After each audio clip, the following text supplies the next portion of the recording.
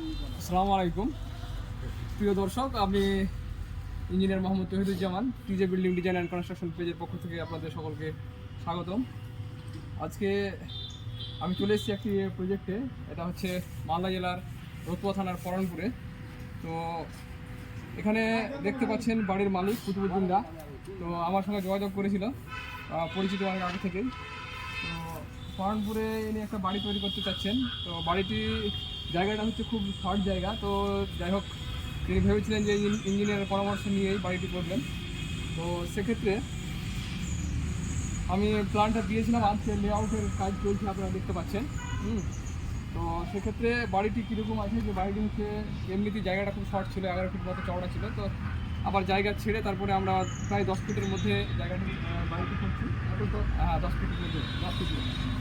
তো বাড়িটি যার মধ্যে রয়েছে 2টি বেডরুম, একটি ডাইনিং, আর একটি কিচেন, একটি টয়লেট বাথরুম, আর একটি মানে সিঁড়ির জায়গা। সিঁড়িটা ফ্রন্টে আছে, সামনে আছে।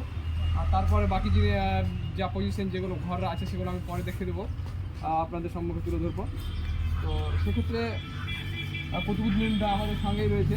কুতুবুদ্দিন দাকে আমি একটু বলতে বলছি যে না কীরকম সব জায়গাতে আমার জায়গাটা বাড়িটা যেভাবে সুন্দরভাবে ডিজাইন করে দিয়েছে তাতে আমি খুশি।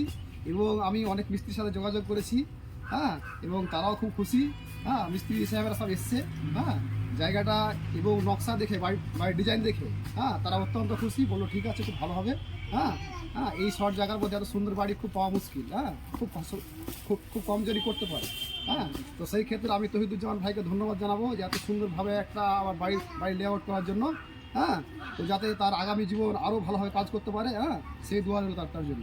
ঠিক আছে দাদা, ধন্যবাদ। আর আমাদের সঙ্গে এই যে মিস্ত্রি দাদাও রয়েছে, হেড মিস্ত্রি। তো দাদা ঠিক আছে, লেআউটের কাজ চলছে। ঠিক আছে, হ্যাঁ ঠিক আছে। তো আপনি কাজ করেন, আমি উল্টা আপডেট দিতে থাকবো ভিডিওর মাধ্যমে, এবং আমি সাইট মাঝে মধ্যে আসবো এবং দেখতে থাকবো। ঠিক আছে, এতটুকুই, ধন্যবাদ।